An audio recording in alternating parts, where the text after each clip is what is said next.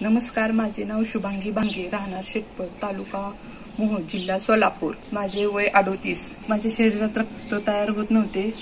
मी haematology मध्ये गेले, तिथे मला कळले की माझ्या शरीरात रक्त तयार होत नाही। हिमॅटॉलॉजी मध्ये गेल्यावर माझे टेस्ट झाल्यानंतर मला कळले की माझ्या शरीरात रेड सेल ॲप्लेशिया हा आजार झाला। मला कळलं डॉक्टरांकडून।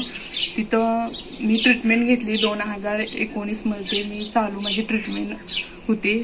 तिथं मला काही फरक असं जाणवेना। मग तिथं मला असं कळलं की इथं जाऊन तिथं ट्रीटमेंट चालू ठेवली मी। तिथे मला गोळ्या औषधानं फरक पडला।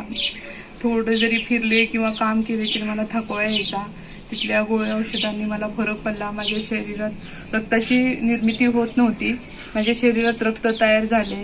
आता मला जेवण पहिले जात नव्हते, जेवण चालले व्यवस्थित। आता जेवण भरपूर जाते।